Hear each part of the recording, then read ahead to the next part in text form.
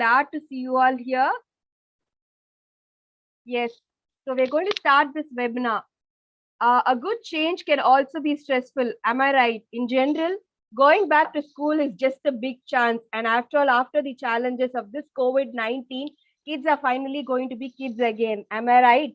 So this upcoming school year means a lot to many of the kids. Like they are all ready to have their new backpacks packed and all the school stuff, school supplies ready. But for a few, it's really going to be apprehensive about getting back to school. So how are we going to tackle all this? So here we have our special speaker, Miss Vaishali. Ma'am, here Vaishali, she's here to offer some sage advice to help us make the process easier. A small note about Miss Vaishali. She has started her journey with NGOs in the Mumbai slums, teaching underprivileged and bright young minds. And she's also been a part of national level education campaigns, completed her training at British Council and volunteered adults and teenagers as a spoken English teacher. She's also a trained high school biology and French teacher with experience across educational boards in India. Her passion towards education has actually, made her do her diploma in learning disabilities, and she has worked closely with differently abled children. So she also blogs about early learning and Montessori parenting on ammatoday.com. And she strongly believes that nurturing the children of today is the only way towards creating a peaceful and progressive society. So, ma'am, we are glad to welcome you here for this webinar. Over to you, ma'am. Thank you so much. Hi, everybody. I'm so happy to see such happy, bright faces. So I'm a parent as well as an educator. So I get this whole excitement around this school starting, but also all the emotions and anxiety and nervousness and how we are going to help our kids with the transition. Most of the schools have been shut completely for 2 years. And some of us have children who were going to school and now they have taken a break for 2 years. Some of us have children who were born closer to the lockdown, so they have no experience of school whatsoever. I have one of each, so I totally get it. And these 2 years has been traumatic for the children. Whatever we have provided them the best of what we can at home. We have, some of us have learned new skills. We have provided grandparents, or we have spent as much time as possible with them. We have told them stories, lots of things. And all of it has been traumatic for children because this was unprecedented, something totally unexpected. Our different scenarios may be very different. Some of us have welcomed babies, some of us have got COVID, some of us have got hospitalized, some of us may have had to do home isolation. Whatever it was, what is common is all of us have gone through stress. Our children have absorbed that stress from the parents or from the adults around. All of us have had lesser social contact than usual. So this is common for all of us. Now, transitions are anyways hard. The children are very wary of strangers, new people, new faces, separation anxiety, stranger anxiety. There is a sensory explosion. So long they were in a very quiet, cozy home environment. Now they are out in the open, new place, so many new people, so many new faces, so many new things, so many new voices, so many new maybe toys, maybe books, so many new things to learn. It's a sensory overload for the child. They also have to learn to trust one new person. So long you were their safe space. Through all this, you have protected them, you have cared for them. Whenever something happened, you have ensured that it does not spill over to them. And now they have to learn to trust one new adult, totally new teacher who they have probably never met before. So it is anyways hard.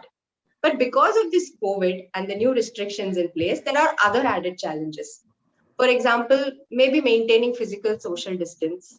Maybe some of them, in some classes, they have to wear masks or face shields, especially for young children who are learning language. The face cues are very important. Our gestures, the way we move our eyes, all those expressions are important. So when you put a mask and face shield, it may be difficult for them to understand and communicate. And some older children will also understand that chances are there to fall sick when you touch germs. They understand the concept. So for them, they may also have anxiety around falling sick, around if we touch, we may fall sick, we may have to stay home. What happens if they've experienced this? That is also there. So these are all very valid concerns for all of us. So how can we help prepare our child? First and foremost, talk to your child. Whatever age your child is, talk to them openly. Talk to them about the rules. What are the rules? Every school will give you a handout about the rules. You have to wash your hands. You have to continuously wear your mask and things like, you have to sit in one place so long. You could run everywhere. Now you're expected to sit at one desk. You're supposed to raise your hand and ask permission. Talk to them about these changes. Tell them what they can expect and what they cannot expect. So you are not allowed to do something, but you can do something else. Empower them with that.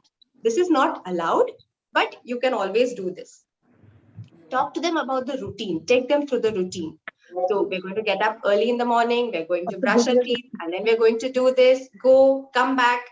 Have a run through if possible. If your child is young, if possible, visit the school, show them pictures of the classroom, talk to them about these changes. And most importantly, talk to them about body autonomy, safe touch, boundaries. Sometimes we have spoken at home. When they go to school, they forget all these things. So you cannot touch somebody else without their permission. Nobody can touch you without your permission. You can trust your teacher. If something is bothering you, you can always tell your teacher and come and tell me. And bring them into the decision making process. Give them some power in this relationship. We have decided we are going to send them to school. We have decided the school. The school decides the timing. So what is their decision in this? So let them choose their school bag. Let them choose their tiffin box. Let them choose maybe the first week or every Monday they can choose what tiffin they want. Whatever is possible, give them some power in this relationship. Practice, even small things like opening tiffin box, opening bottles, things like that, setting the napkin to eat. These things need a little practice. So have a run through if possible at home. Every day, even before lockdown or after lockdown, especially after lockdown, Monday to Friday, I wake up at 6:30 sharp. I get up, I go run to the kitchen, we finish our cooking. If there is a proper routine in place, the children are bathed, I send them to school, I send my husband to office, we go drop the child to school, I come back, I finish the other chores. There is a proper routine. But only on Saturday, Sunday, I wake up late because there is nothing to be done. There is no time frame. And what happens is there are 2-3 chores. I have to put the idli mavu. I have to finish washing. So there is some work, but there is no order. So what happens? I don't know what to start with. So I just end up lazing around the whole day. And then, in the evening, I'll say, oh, I have 3 work. How am I going to finish? And then I'll hurry through it. And then I'll get very irritated. So the weekends are actually very high stressful for me. And I'm sure it is for some of you all also. But the same thing for the child. What happens is we all need a rhythm in place. We need to know what is happening next. This is all things that I have to do today. So this is how I can plan it out. That gives me some power, some choice in this process. Otherwise, we get all this lethargy and confusion and irritation. Same thing for the child. So during these transitions, this rhythm is important. I'm not saying routine because routine is very rigid. Let's say 7 o'clock, get up. 7:05, have your milk. 7:10, go to the bathroom. So it is not a routine. It is a rhythm. It's a whole pattern. This is an order of doing things. It basically organizes the events of the day into small patterns and it gives you anchors through the day. So something like you can create a rhythm for your family around the meal times. Breakfast, lunch, and dinner remain the same. So before breakfast, we do all these things. Between breakfast to lunch, we do all these things. Lunch to dinner, we do these things. That is a rhythm. But you may say, especially during transition, children start protesting or they have these power struggles, especially toddlers and also these slightly older children. Or, you'll say the same thing. They were brushing their teeth every day. Now, suddenly they're saying no for everything. They were very happily going to drink their milk. Now they're saying, no, I don't want, or they're taking a longer time. So it is common. These sort of protests are common. And what we can do is have a solid rhythm. This is the order. So we have to do this to proceed. And I use something called when then routine. So basically, if there is something that is not so interesting, something that they don't like, so we put that first and then we put something that they like. So for example, when you finish this, we can do this. After you finish brushing your teeth, we can go play in the water during a bath. After you finish cleaning up your room, we can go have dinner. After you finish wearing your night clothes, we will read storybooks for till 8 o'clock, till bedtime. So try to use this technique during these transitions. Especially around meals, you can have these transitions. Have routines and rhythms daily as well as weekly. So your daily rhythm will look like morning, afternoon, dinner. You can also have weekly routines because young children do not understand the concept of time and space. So you can say something like, every Friday night we have pizza night, or every Sunday night we have family board game night. So they understand that the day after this is when we start going to school, when we are doing pizza night or a movie night or whatever works for your family is when we're having the next 2 days holiday. But then we also have to go back to school. It's a continuous process. Sometimes children during these transition periods, that between this job to the next job, after we have finished having our breakfast, we have to go out. That stepping out is a big pain. I am telling this through my experience also. I can't find my bag. I want to put my bag, but I don't feel like going out. I don't want to go to school. All that starts. So to smoothen this, young children are in the sensitivity. They have a sensitivity for order of what goes where, who does what, and the order of things done. So especially for these transition chores like stepping out, think in your mind, what is the order of things I do? First we put the bag, then we put the shoes, then I take my keys, and then we lock the door. 4 things. So try to maintain the same order. So the child knows that after I put my bag, I have to put my shoes. So even one day, if we mess up this order, they may get a little frustrated. So during this transition time, try to keep the order of things the same. Have a good bedtime routine. Young children this age, when they're moving to school, that sleep is very, very important. I know this is so basic, but something that we forget so often. Have a solid bedtime routine. If you want to read a book before bedtime, if you want to sing a song before bedtime, whatever it is, keep it the same. So dinner, you read, you sing a song, you talk about the next day, prepare the child for the next day. Now, like, we are going to do this, we are going to get up and this and this and this, and then we can come back and do this. So take them through the day. Ask them what happened today. Ask them 1 or 2 questions like that. What was the best thing that happened to you today? What was the most happiest thing that happened to you today? Ask these questions before bedtime and have an early bedtime. If they're well rested, everything else, it's a job half well done. So everything else becomes easy the next day. Have a before and after school routine. So before school, you may want to start with some affirmations for young children who are having a little anxiety. Simple things like, I believe in you. Today is going to be a good day. Today is going to be a happy day. The simple words of affirmation like this, when you repeat with your child, it gets imbibed. So start your day with that. Before going to school, you're going to have the most fun today. And once they come back from school also, our natural tendency is to ask the child, what happened today? Enna panninga? Enna saaptinga? Did you finish your lunch? Who did you speak to? Who? And children, they will just say, oh, no panla, nothing. We just went, we just sat, we just played. Yeah, okay. That's all, nothing happened. And then we wonder, whole day I sent and you've done nothing. So children tend to not speak openly like this. It's difficult for them to speak. So we'll ask fun questions instead of asking these questions. What was the funniest thing that happened today? What made you laugh the most today? Did you laugh loudly today? What made you laugh? So simple questions like these are hooks or conversation starters, and then they open up to tell a lot more. This rhythm is something that helps children across all ages. If you have a young child who is forgetting the rhythm, you can have a rhythm chart at home with just small pictures or photographs of them doing the same thing. Brushing teeth, major activities, brushing teeth, eating food, bathing, going to school, coming back and having a snack, bedtime. So like 6 to 10 things. And the child can go and look at it and use it like a checklist. Okay, I finished this, next na idu panno. Okay, I finished this, then I go on to this. So there are 3 kinds of learners in children. One of them are visual learners. Most of them are visual. That is, they learn better when they are seeing things. They learn. They learn better when they are seeing stories, seeing pictures move. Those are visual learners. For them, this rhythm chart will work very well.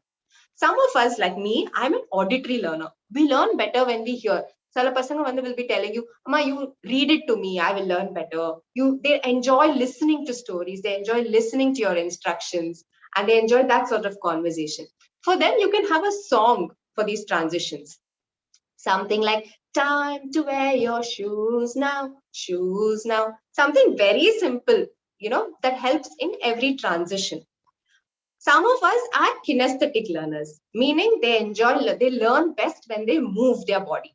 They're always moving, and most of us have become kinesthetic learners in these 2 years. They enjoy jumping around, they enjoy walking, and they learn better like that. So for these children, you can incorporate a dance routine for these transitions, at least during the first month. It would really help them. Now, even though you've done all this, children are going to have very high emotions before, during, and after the whole school process has started. And some of those emotions are going to be very hard for us to deal with. There may be anxiety, there may be tears, there may be fear, and sometimes there may be aggressive behavior also, either from them, or they may get hit, or they may hit somebody. All this is very common. The tip is, allow all emotions. All emotions are good. There are no negative feelings at all. All emotions, all feelings are allowed, but all behavior is not allowed.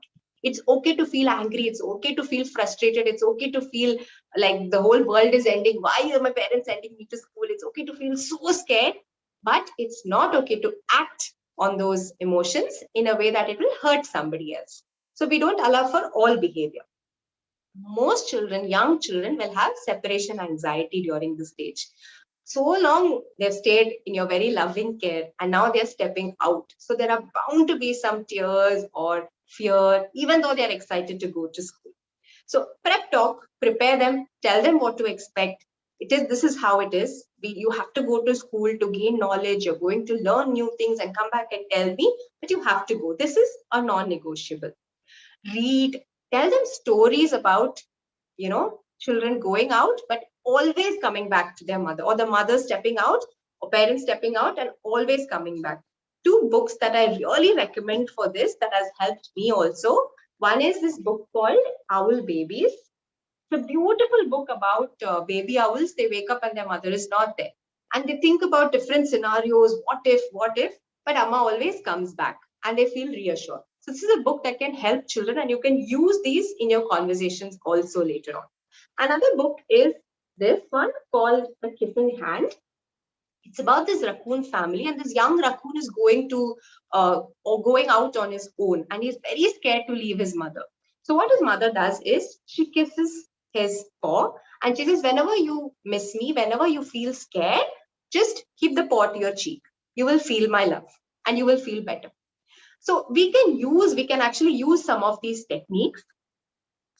We can sometimes, I used to draw a small star on my child's hand, and I used to kiss it and say, whenever you miss me, you can hold it and you can remember me. Or some young children, if the school allows, you can send a small napkin or something that they are very attached to, that reminds them of home. Always assure your child that you're coming back to pick them up at this time, and ensure that you pick them at that time during the first few weeks. Don't make the mistake of saying, once you come back, we will have a treat. I will give you sweets. We will watch TV. So don't always do that. So what happens is, when the child only looks forward to that, they will only tolerate that school, and they will look only for that treat. So once in a while is okay, but try to make the school experience positive for the child. Keep goodbyes very short and very to the point. Sometimes we do this whole routine of, I will miss you, it's okay. Try to keep that very short and positive. Bye, I will miss you. I will come back at this time and pick you up. Have fun. That's it. And then we move away. So let's avoid the drama during the dropping time, when the child is already feeling very, anxious.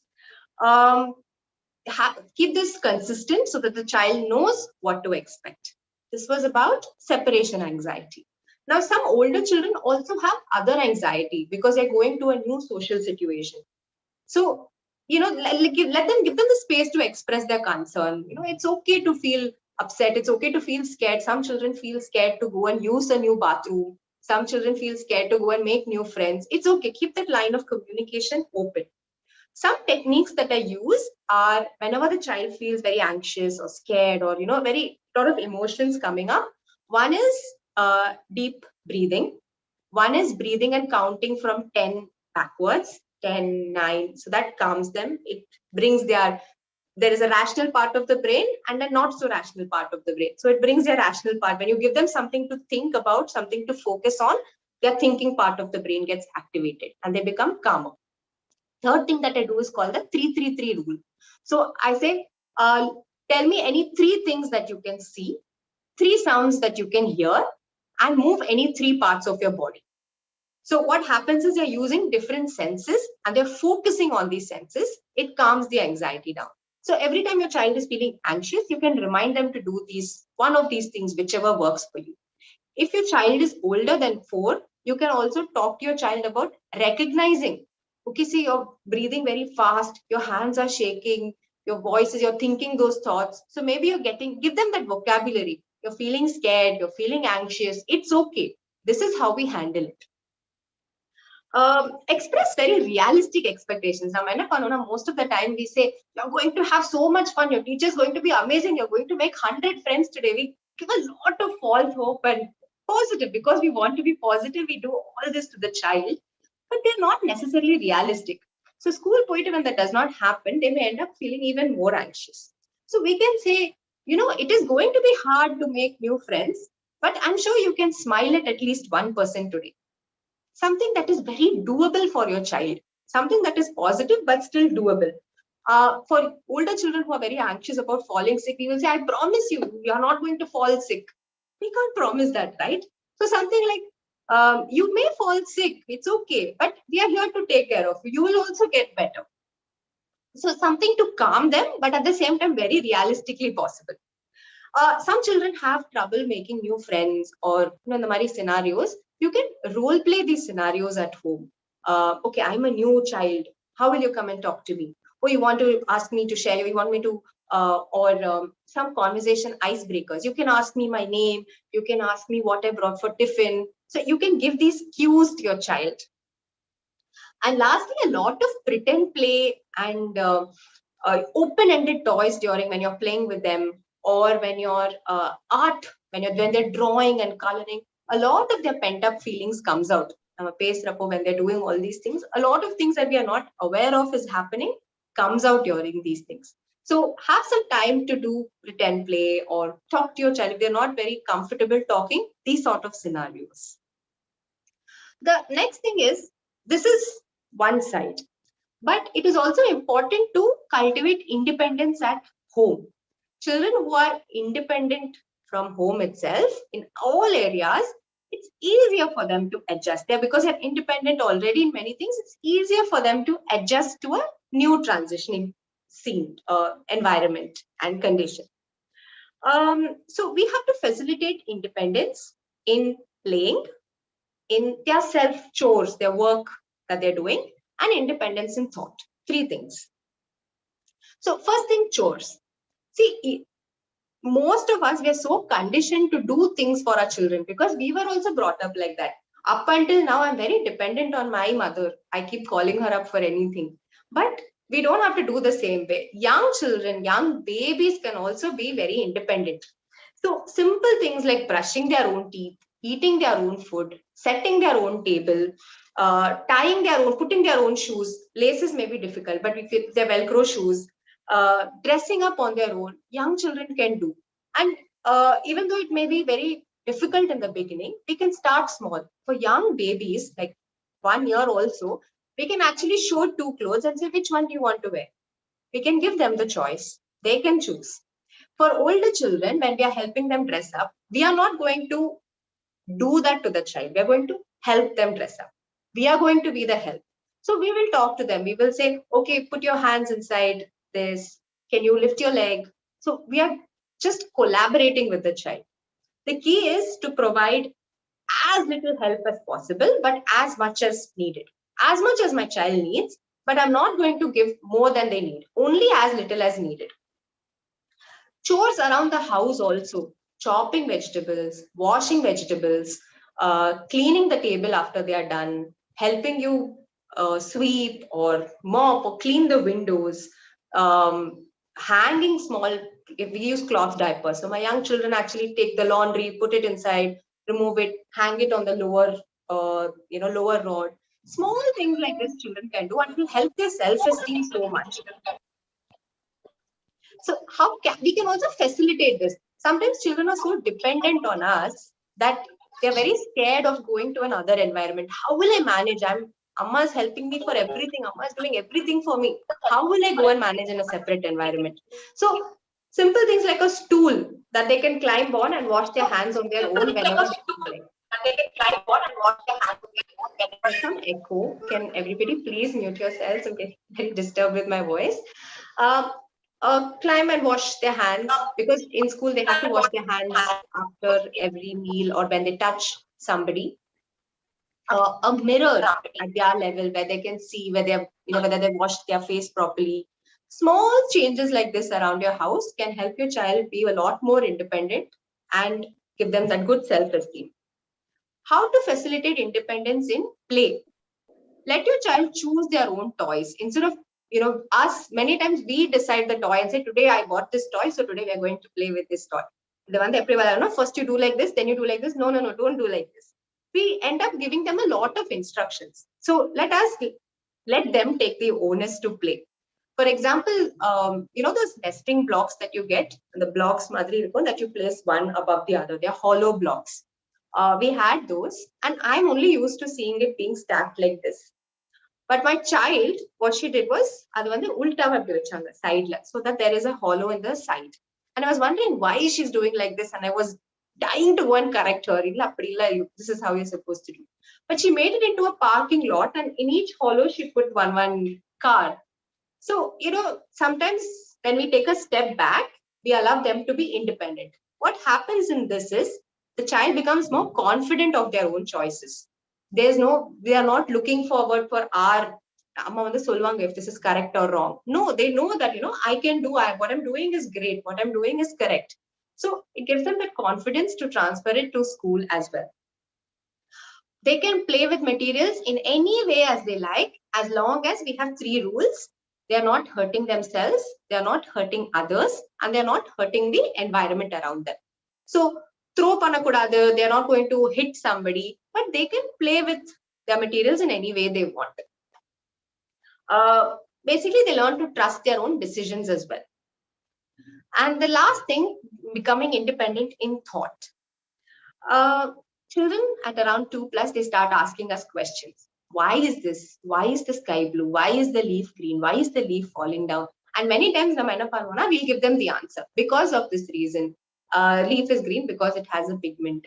Or, I don't know anything. Or we'll just say, I don't know, don't disturb me, I'm busy right now. How can we get them to be curious learners is, don't give them the answer right away. You can say something like, I wonder, what do you think?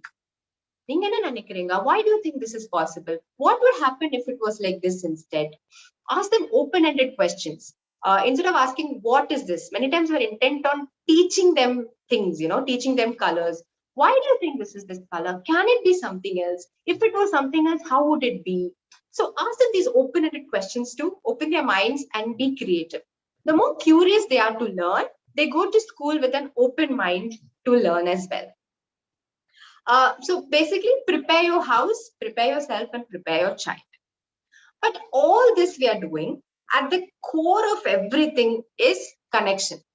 Connection before cooperation, before correction. Because at this time, we want our child to cooperate with us. We also want to help our child, but we also require a little bit of cooperation from our children. So what is connection? Basically, listening to our child, being empathetic, showing up when they need us, listening to them without judgment. And, you can imagine your child like a tree and you as the roots of the tree. The deeper and stronger the roots are, the more they are motivated to spread their branches and go outside. They need to have trust in themselves and the world, and both you're going to provide. They need to know that, whatever happens, my parents are going to support me. My parents will help me. There is this connection. I can trust my parents. So people are good, people are kind. I can explore outside as well freely. So have some, connection activities with your child, quality time over quantity, even 15 minutes a day. I know all of us are so busy. We're working, whether we are at home or working from outside, we're all working parents. So have some 15 minutes quality time a day. We do something called magic 15 minutes time. So this happens once or twice a week where, I keep the phones away. We set an alarm clock and we do whatever the child says. Sometimes the child will say, we want to dance. I just want to hug you and sit for 15 minutes. I just want to watch TV with you. Whatever it is, we do something together for 15 minutes. So those sort of connection moments through the day, invite them into your world, invite them into your chores. Children want to do what you do. Many times we say, yeah, whatever toys we give, they're interested in playing with the kitchen items. They're interested in playing with the bathroom items. They're not really interested in toys because they want to imitate us. So invite them into our world. Let us do chores together after they come back from school. Before, let's cook together. Let us wash together. Those are all connection activities. We can talk about those things, but because we're both relaxed and doing the same thing, we can also talk about other things bothering them. Uh, Play with your child, just like how we're inviting them into our world. We also need to go into their world. So play with them openly. Have some family bonding activities like games or sitting together and playing some card games or dancing together. Have limits in place. All family, we think that we're very caught up between being too strict and being too lenient. But gentle parenting is basically we are not allowing the child to do everything. We draw a circle. We say, "Idan limit. You can do whatever you want within this limit." So, like I said, for school poradnalo, you have to go to school, but these are the freedoms that you have. So we highlight the freedoms. So have proper limits and boundaries in your house. Communicate to your child and hold those boundaries gently. Listen to your child without judgment when they're speaking. Many of their fears are, they may be very silly to us. Like today morning, my daughter woke me up and said, "Amma, please don't die." And I was like, where is this coming from, Abhinta? But it's important to listen without judgment and find out where is this coming from? How can we address it? How can we make it better for them? Lastly, it is important, all this we're doing for the child, but it is important that we don't forget ourselves. We are the most important uh, element in this relationship. It is important. We are preparing the environment, we are preparing the child, we are preparing the school. It's important to prepare ourselves also and be prepared adults. It is a very emotional time for us. We are excited, but we are also very scared. They're going to come back with cold and cough and whatnot. Will they be able to adjust? And when our children get emotional, we also get very emotional. It is a very tiring time for us, and we need to acknowledge that it is hard. It is hard, whatever you say. However easy you may think it is, there are going to be bad moments. Set realistic expectations. My child is not going to happily go to school the first day. It's not like my child is never going to fall sick. There are going to be very difficult days. I'm going to be very late in packing the lunch one day. We may miss the school bus one day. It's okay. You may also notice that once your child goes to school, um, their focus becomes a little lesser, because of all the reasons that I mentioned. And because there is a totally different environment, their focus is going to be a little lesser because there's so many things to focus on. So we can do some focus building activities at home. Some simple activities would be memory games, pattern replication games. For example, blocks we have, we can make a pattern. We can put red, yellow, blue, and we can ask them to repeat the same pattern. Or we can uh, do some clapping one, 1, 2, 1, and ask them to, for auditory learners, ask them to repeat the pattern. So repeating patterns, any sequential activity. For example, if you're peeling potatoes with your child, what do we have to do? We have to peel the skin. We have to put the skin on one side and we have to put the potato on another bowl. Then we take the next piece of potato, peel the skin, put it on one side, put the potato on one side. So it's a whole sequence. Any activity in your house that requires following sequences can be encouraged to be done by your child. Lot of movement and fidgeting. Your child is going to do these things. They are not used to sitting in one place, but movement is needed for the child to focus better. So, as much as possible, facilitate movement, climbing, space for them to just jump around, climb, yoga, gymnastics, or even controlled movement, like carrying things from one place. They need to find out, how much energy is needed. Carrying a chair or a hot pack or plates from one end to the other, carrying groceries and putting it back into the basket. If they're fidgeting a lot, you can actually consider sensory toys for them to work with, or stickers to peel, those sort of activities. And some mind body integration activities. Basically something like, you sit and you say, I want you to go and sit on the sofa without moving your body. So what is the child doing? They're trying very hard. They're going to imagine themselves getting up and going and sitting on the sofa. They're not actually getting up and going, but their mind is doing this pathway. So this strengthens the neural pathways also and builds focus. So you can ask them to do anything. I want you to draw a line without moving yourself. So they are imagining that. So you can direct them in these ways. Uh, um, so this is going to be one thing, low focus. There is going to be a lot of confusion. There is going to be some peer pressure. There is going to be bullying and tears. It's all okay. Just meet them where they are. Many times when these things happen, we get very agitated and very scared. Am I doing enough? Am I supporting my child enough? Why is my child doing this? So observe yourself. Yablo Vande is a response to the situation. How much is a response to my own fear? So try to separate the two. So much is the response. This is my fear. I can deal with it later.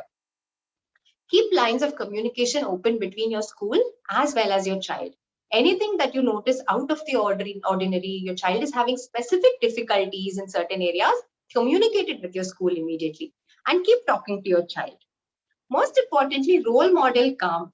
Sometimes when we get agitated, when they come and they tell us something, they pick up on that. So be calm whenever they say something and we'll work at it very calmly. Remember the 3 hours of going back to school. When you read online, they say reading, writing, arithmetic. It's not that. It is rhythm, giving them a good responsibility and recognition, recognizing them. They are an important being. All their fears, everything is valid. So recognizing them for who they are and giving them responsibility for their self-esteem. These are the 3 important hours of going back to school. And lastly, trust. Trust yourself. You've got this. You are going to do amazing in helping your child go back to school. Trust your child. They have an inner teacher who is going to help them with this process. Even though it may seem very difficult, trust your child. And lastly, try to trust your school as well. They're doing all that they can to make this transition easy. And this cannot be put only in terms of monetary, they're doing a lot of work, hard work, and a lot of mental work as well. And this is a transition for all of us, not just the children. It's a complete community transition for parents, for teachers. All of us have stayed at home. We have forgotten social etiquette, social rules. It's going to be difficult for all of us. So let's be patient. Let's be kind to the children, to the school, and to ourselves as well. That was what I wanted to say. I'm open to taking questions if there are any. Yes, ma'am. Thank you so much, Vaishali, ma'am. So I had a list of questions, Google responses from the parents. Like you've addressed almost all of them. I just have one or two, Yeah. most of which are how to keep the children away from screen time, ma'am. So, and also how to have the kids eat faster is a great challenge when they go to school. Any methods that can be adapted to achieve this? So screen time, I think it's a family decision. It's not something that only you can decide. You can start small. If your child is already having screen time, the WHO recommends no screen time until 18 months. So, but if your child is already having screen time, you may choose to either totally cut it off or do it in phases. So, most important would be no screen during eating, no screen just before bedtime, no screen just after waking up. So, you could start small and then you could ration. If your child is old enough to understand, like those rhythm charts, you can give them those, you can use the when then routine. You can have half an hour of screen time after you finish your chores. You can have so much of screen time after you've finished all of this. And remember, freedom within limits. So you decide how much screen time per week or per day, and they have complete freedom within that. You set those limits. You have to finish your chores before that. You have to sit and watch. You have to, all those sort of things. But then you can watch whatever you want. Yeah, I would also recommend active screen time over passive screen time. Passive screen time would be just some mindless video that they're just watching without really interacting with it. So instead of that, if you have an active screen time wherein there is some interaction going on, some movement going on, or you are sitting next to them and asking them questions in between, or after that, you're asking them, you're having a discussion about it, that's a lot more active and beneficial to the child. So that would be about screen time. About what was the second question again, Divya? About It was about how to make kids eat faster. Is a very great challenge when they go to school. Any methods that can be adapted to achieve this now? I would say practice, yeah. So usually if we end up feeding the child, or we put the TV in front of the child, or we are not allowing them to understand their hunger cues, and we decide the quantity, the child is going to eat slowly. It's a process. So give the child some power in this relationship. So you sit together with the child at home and eat. Let them serve themselves, or you serve konja smaller helpings, one spoon at a time, and let them take the onus. When we're all sitting together and eating, and when they understand that eating is not just about this, it's about a social interaction also. Even at school, they're not going to be eating alone, they're going to eat with their friends. When they understand that at home, once we finish eating, everybody is getting up and going, it's nice to eat at the same time and finish during that time.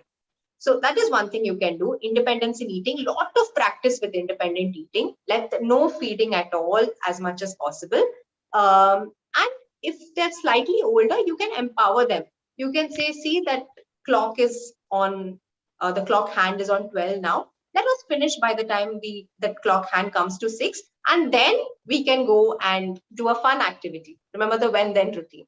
So that gives them some onus. So we are not forcing them, we are not nagging them, but this is the rule. Okay. For those of you who have joined late, I'm just going to give a quick gist of what has happened in the webinar. In case you have any questions apart from this, you can surely raise your hand. So, ma'am, if I'm wrong at any point, just correct me, okay? So, you told us that you need to give some practice, small practice or run through at home before they send the kids to school. That was one. So, and have a proper rhythm instead of having a routine. So, whether they're going to sit at home or they're going to come home. I also love the pizza night or movie night concept a week. So also having routines for all types of learners. She mentioned visual learners, auditory learners, and kinesthetic learners. All three type of learners.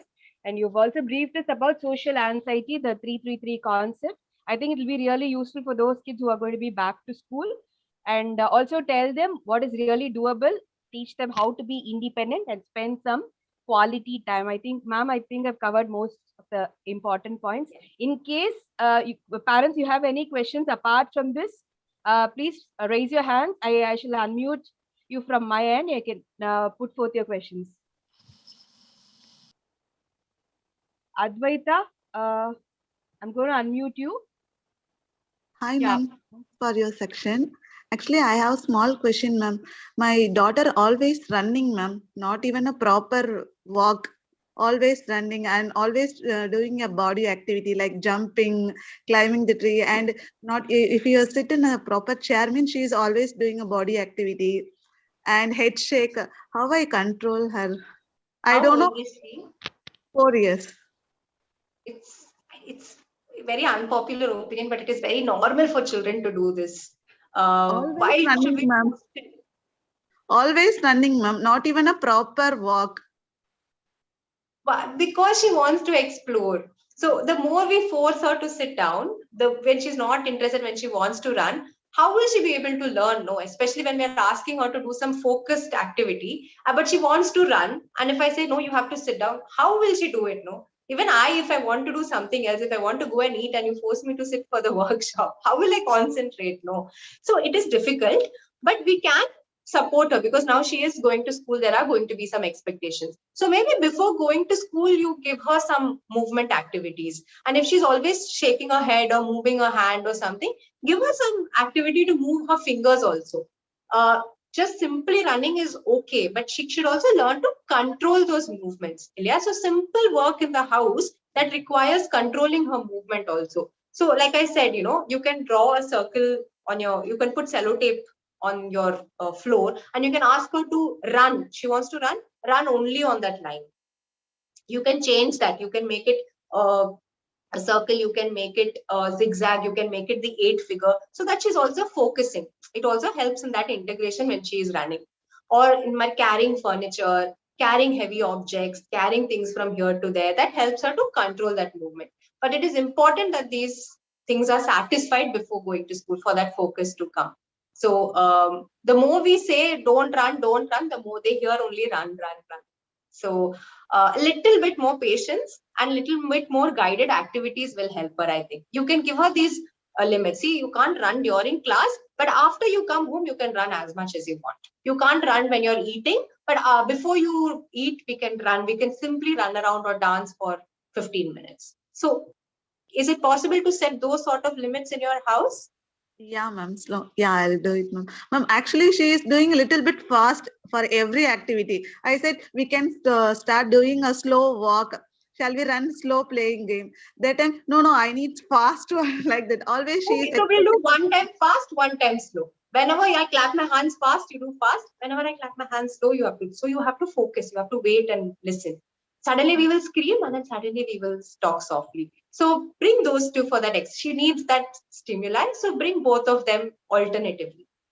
okay, ma'am. Thanks. Thank you so much. No problem. Ritula? Ritula, you can unmute yourself. Hello, madam. Good morning. Good morning.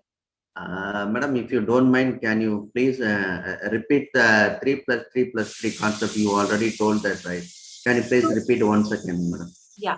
So basically, when we are very anxious, helping us focus on the different senses helps. So 333 is, I will name 3 things I can see in this room. I can see a fan, I can see a book, I can see a table. I will focus on 3 sounds that I can hear. I can hear the fan spinning. I can hear a bird chirping in the background. I can hear a pressure cooker in the kitchen. And I'm going to move 3 parts of my body. I can move my hands, I can move my neck, I can move my arms, any 3 parts of the body. And if you feel your child needs more, you can even move it to name 3 smells or whatever. But these are the most important 3. Okay, ma'am. Thank you so much. No problem.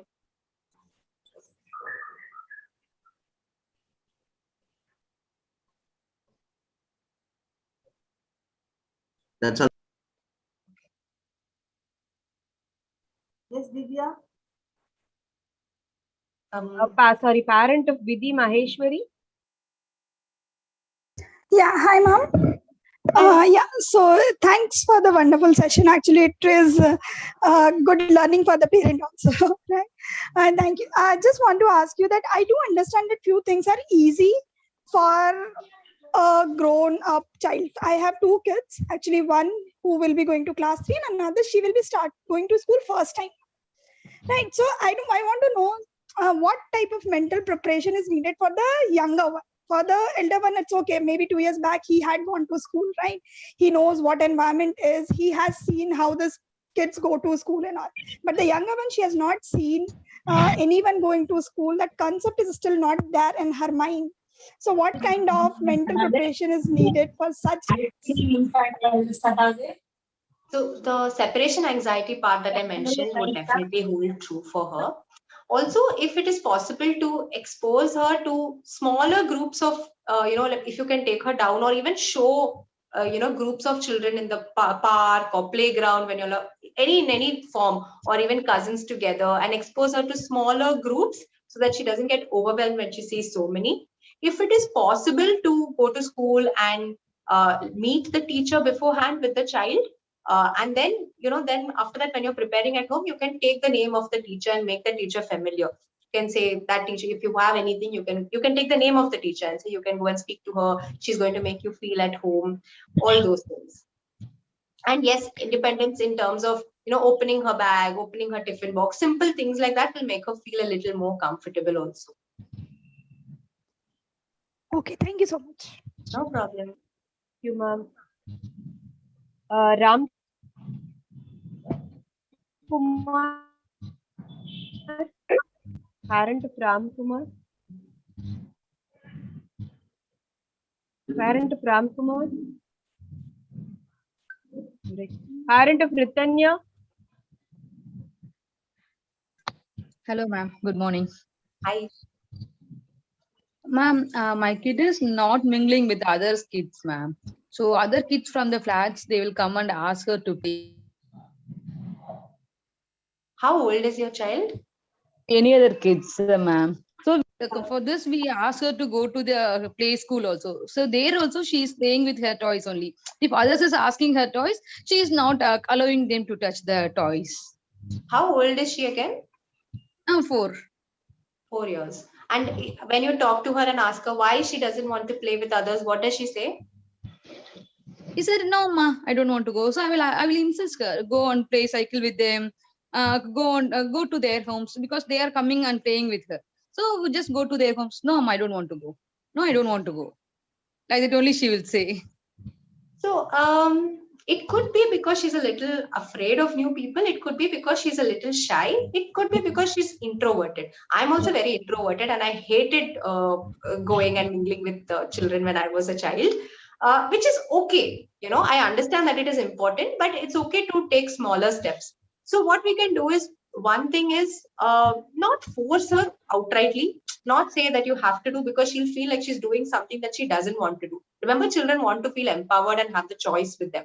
So we can start small. So you don't have to go to their house, but maybe you can stand next to them, stand with them, or sit with them when they're cycling. Maybe you can smile at 2 children today, whichever 2 children you want. You can say hi to 3 children today, whichever three. That limit is there, that you have to say, you have to try to say to 3 children hi, but you can choose whichever children you want. You can ask any three questions, you can ask one child any 3 questions. You can find out more about one child and come. You can ask them what their name is. You can ask them what they like. Things, like we can break down this whole process into smaller steps for the child. It may be very overwhelming for the child to go and mingle, especially because they are not exposed to that inside the house, which is okay. And it's important also that we don't tell the child in front of them that, no, she's shy or something. So it's important to not give them that label also, but empower them to take one step by one step. Would that be possible? I mean, do you have that liberty of that time? Because it may take a little longer. I will try that, ma'am. Okay. So one more thing is like she is not at all eating with her own hands. So whenever I will always feed her. So I will tell her like, Papa, school started opening for you. In school, they will not let me come and feed you. So you have to start eating on your own like that. In that case, I'm not going to school, Ma. She will say. Then I will not go to school itself. She will say like that. Very smart, no? See, so that they understand the cause and effect. Yeah. So it is important that we don't associate school with that negative emotion. Now, then she will think school is the reason my mother has stopped feeding me. Why should I go to school? So she's going to have that association. So instead of doing that, we can say you have to eat on your own, because I also want to eat my food. I'm also going to sit next to you and eat. My hands are busy eating my food. You have to eat your food. We will talk. We will talk about the food. We will talk stories if you want. We will talk about what happened yesterday. I'll tell you secrets. We'll do all that, but I have to eat and you also have to eat. It may be difficult, but it's important to be a little consistent. If today I give in and say I'm going, so you decide what is possible. If it is not possible for you to ensure that she eats all 3 meals on her own, start off with one meal, but be consistent wherever possible. If I feed today because I'm very tired and because I don't have time to wait until she finishes, then tomorrow also she's going to ask the same thing. So try to be a little consistent and try to not bring the school into this equation. Okay, ma'am. Thank you. Thank you, ma'am. No problem. Last question, ma'am, from Faith Marie of LKG Ruby. Yeah, ma'am. Thanks for this opportunity. I think the session is really good, and I had questions similar to the parents those asked previously, right? they are not mingling with the other kids, and we are keep feeding her, and we are connecting. If she goes to school, she has to eat alone. So those things, I thought of ask, but luckily all parents asked it. So I got my answer. But only thing that I have is like, now she completed her LKG online, and now she's going to UKG.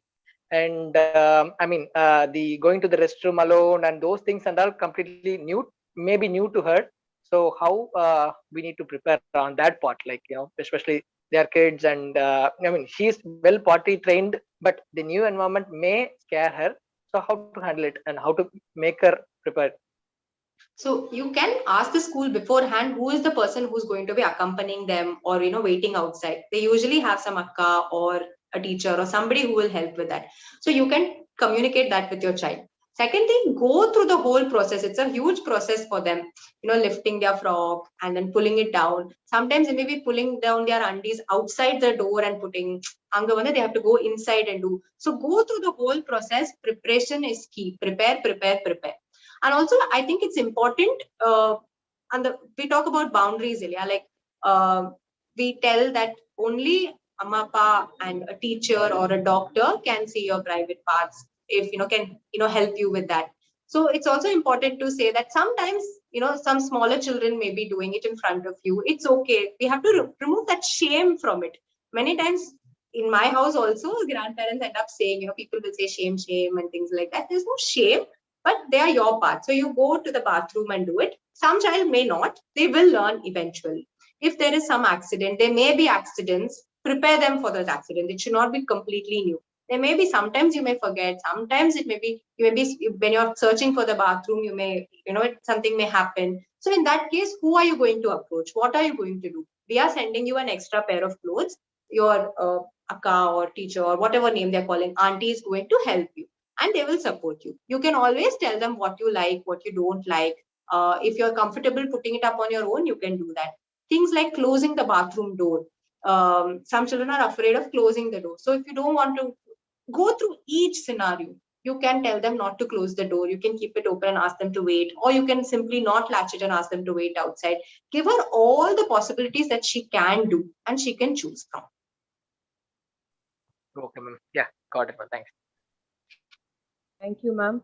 So, parents of Ram Kumar and Rutula, if you have something different to question Vaishali, you can go ahead, else we'll come to the end of the session.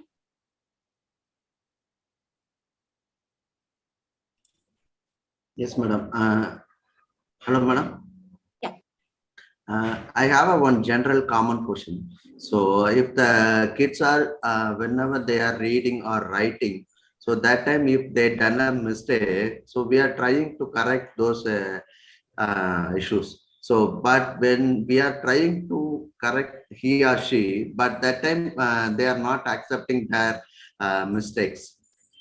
So we are, as a parents, we are keep on trying to point out the mistakes. But as you said, so kids are not at all accepting the things. It's very commonly. So how to avoid and how to correct this kind of situations, madam? Mistakes in reading and writing, you mean? Meaning they're Yes. writing a letter wrong, a spelling Yes. wrong or something. Yes. Yes. Is it possible to put the onus on the child? Most children like to feel in control, right? Like I said, they like to learn on their own. And because there is some power struggle also here. So suppose if you're copywriting some 10 words, you can have those 10 words you write and you keep it. And you say you correct it on your own. Or if they're writing numbers, you can have like a master chart of numbers. And after they finish, you can say, why don't you check and tell me? So instead of saying this is right or wrong, they have an opportunity to. Our aim is not that they find out if they got 6 on 10 or 10 on 10. Our aim is that they understand what is the correct one. So you give them the master chart and you say, why don't you see if everything is correct? And if you want to motivate them, you can do all that stars and stickers. Many parents do that. So you can do that. So let them correct their own mistakes. Is that something that is doable? Yes, madam. That one is doable. We'll try to do that one. Okay. Thank you, madam. No problem. Thank you so much. Thank you so much, Ms. Vaishali. We are really enlightened by your knowledge and presence. And We are really thankful for the management for conducting webinars like this, and our heartfelt thanks for all the parents for their active participation in the webinar. So with these warm words, we move to